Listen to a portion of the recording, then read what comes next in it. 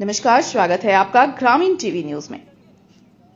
नावाडी थाना क्षेत्र के जूनोडी निवासी राजा बाबू राय की कंकाल को पुलिस ने पुणे के जंगल से बरामद किया।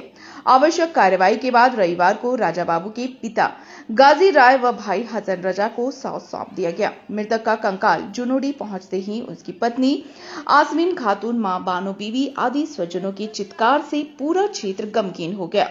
जनाजे की नमाज अदा करने के बाद जुनोडी स्थित कब्रिस्तान में राजा बाबू राय के कंकाल को दफन कर दिया गया। बीते 25 मई को राजा बाबू राय की हत्या कर पुणे में शव छिपाने का मामला दर्ज कराया गया था।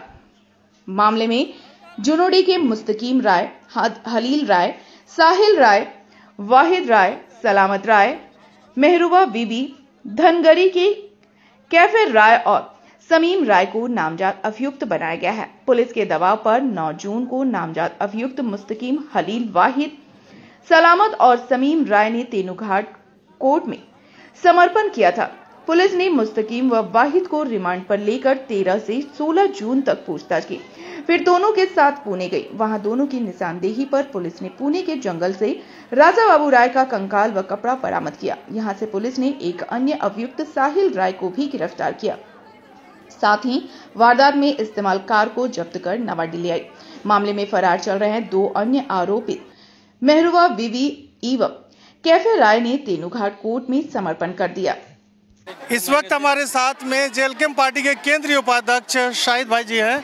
शाहिद भाई जी, आप लगातार 2 महीना से परेशान रहे, बहुत ही मुश्किल से प्रशासन जो है कि सफलता पाई और तमाम जो भी अपराधी हैं जो निर्मम तरीके से राजा बाबू की हत्या की उनको सलाखों के अंदर डाल दिए।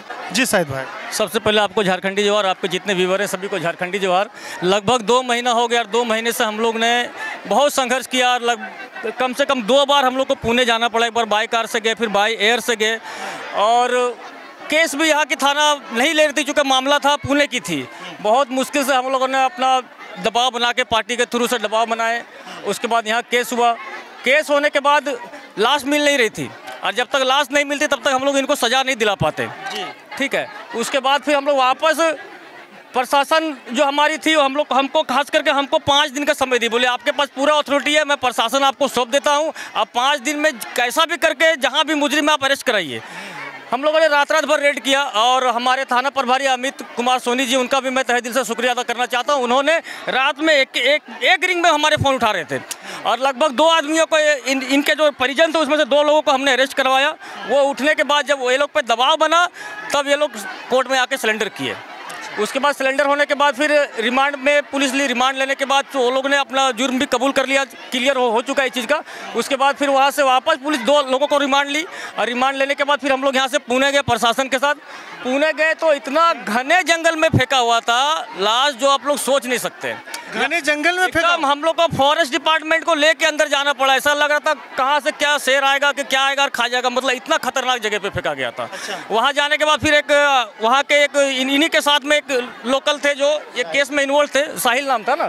फिर वो वहाँ से मिले, फिर वहाँ से मिलने के बाद फिर हम लोग वो बॉडी के पास वो लेके गए हम लोग को। फिर वहाँ से बॉडी हम लोग बहुत मुश्किल से रिकवर किए।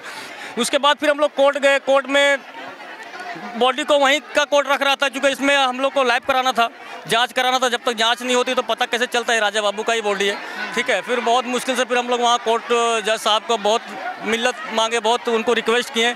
तो फिर हम लोग को बोले ठीक है झारखंड में इसको आप लाइव कराइए और लाइव कराने के बाद फिर आप लोग दफन कराइए। तो मैं आपके चैनल से बस यही करना चाहता हूँ जो ऐसा घटना दोबारा ना घटे, खास करके डुमरी विधानसभा में, और जो दोषी है उसको कड़ी से कड़ी सज़ा मिले। और ख़ास करके हमारे एसपी साहब हैं, डीएसपी साहब हैं और इंस्पेक्टर है और हमारा थाना प्रभारी है, मैं उनको तहे दिल से शुक्रिया अदा करना चाहता हूं। ये मामले में उन्होंने एकदम तत्परता दिखाई और बहुत मेहनत मुशक्क़त के साथ आज हम लोग इस कामयाबी पे हम लोग पहुँच गए हैं। शाहिद भाई, उसको मारा कैसे गया ये ज़रा लोग जानना चाहते हैं राजा बाबू को। देखिए, अभी ये चीज़ चार्जशीट में क्लियर होगी और मैं नहीं चाह रहा हूँ अभी पब्लिकली ये चीज़ आ जाए, चूँकि फिर हम लोग को चार्जशीट में दिक्कत का सामना करना पड़ेगा। उनके जो सर की जो हड्डियां हैं वो बरामद हो पाई है, तो उसे मतलब किस हालत में? नहीं, इसमें उनका कपड़ा भी बरामद हुआ है, बेल्ट बरामद हुआ है, जीन्स बरामद हुआ है, शर्ट बरामद हुआ और सिर्फ ऊपर का भाग बरामद हुआ है। चूँकि इतना बड़ा जंगल था ना, बहुत मुश्किल था, ये भाग भी मिल गया और हम लोग का नसीब था। अगर नहीं मिल पाता तो कहीं ना कहीं सजा नहीं दिला पाते अपराधियों को। इसलिए हम लोग तो बहुत खुश नसीब है, कम से कम कुछ तो हम लोग को मिला, ताकि कम से कम ये अपराधी को सज़ा मिल जाए। कितने लोग गिरफ्तार हुए?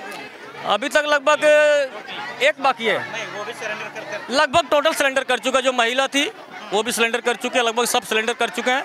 अभी तत्काल तो अभी मेरे हिसाब से तो कोई नहीं बचा, बस हम चाह रहे प्रशासन से चार्जशीट एक अच्छे तरीके से एक जांच जैसा प्रशासन ने किया है, एक एक बारीकी से जांच किया मुंबई जाने के बाद भी, कहाँ कहाँ क्या हुआ क्या नहीं हुआ, कहाँ ये लोग रुके। तो बस मैं प्रशासन से यही कहना चाहता हूँ, जैसा आपने जाँच किया, जैसा हम लोगों का साथ दिया, वैसा चार्जशीट को एक अच्छे तरीके से बनाइए ताकि अपराधियों को सज़ा हो। इस तरह के जो भी लोग ऐसा मन में सोचते हैं कि किसी को भी मार दो, काट दो, जंगल में फेंक दो, कुछ नहीं होने वाला है, ऐसे लोगों के लिए तो इसीलिए तो बोल रहे हैं, अगर सजा हो जाती है तो कोई हिम्मत नहीं करेगा, अगर सजा नहीं होगी तो फिर ये लोग का और हिम्मत बढ़ेगा।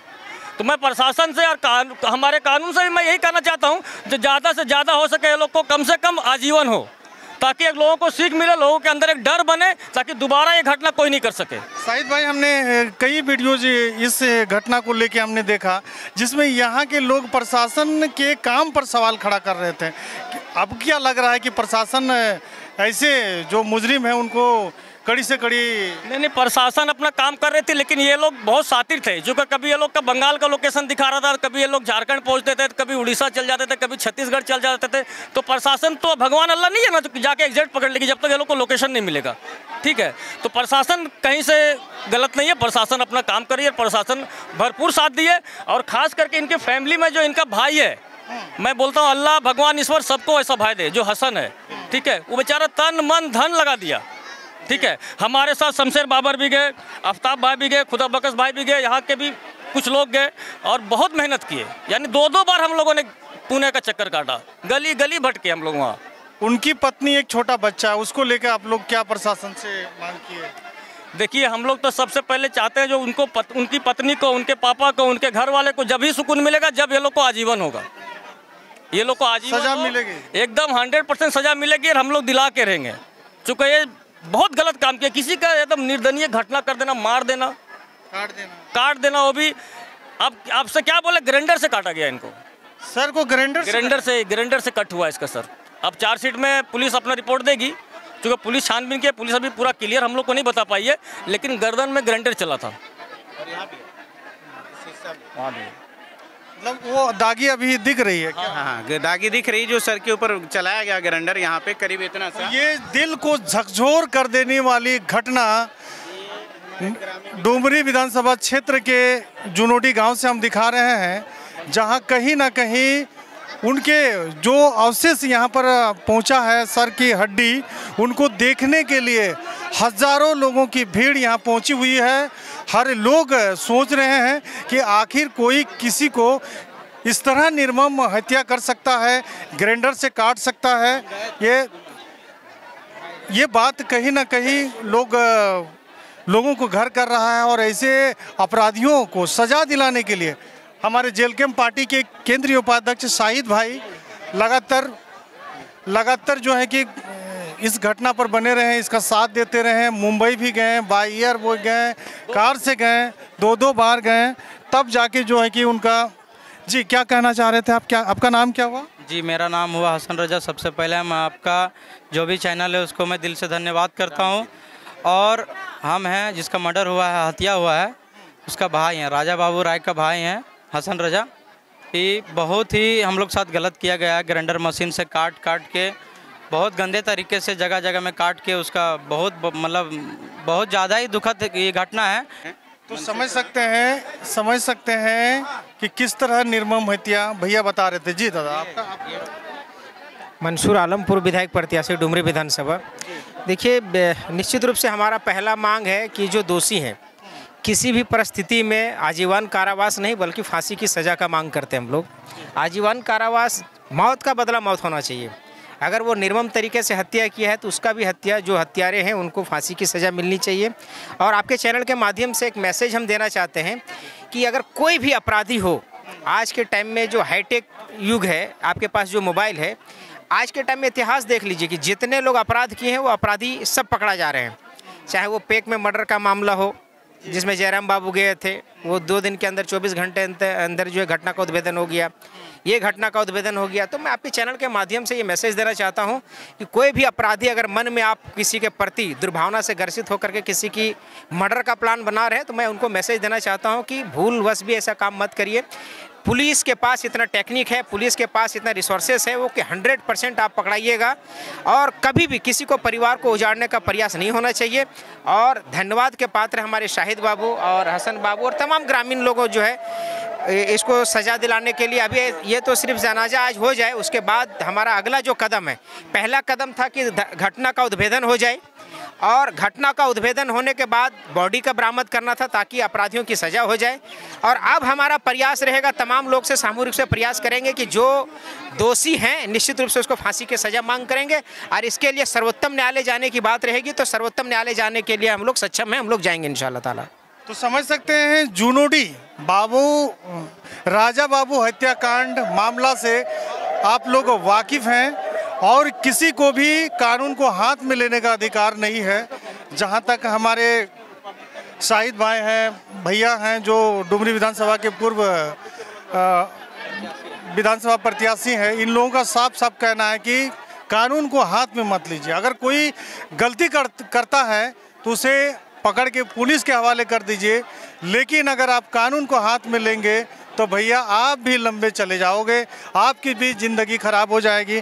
आपके भी माँ बाप ने बड़े प्यार से आपको पाला पोसा बड़ा किया और आप इस तरह के घटना को अंजाम देंगे तो आगे क्या हाल होगा ये तो आप लोग देख ही रहे हैं। लगातार पुलिस जिस तरह सख्ती दिखाते हुए कई घटनाओं का उद्भेदन की है, कहीं ना कहीं पुलिस प्रशासन को भी ग्रामीण टीवी धन्यवाद देना चाहती है। आपका क्या नाम हुआ?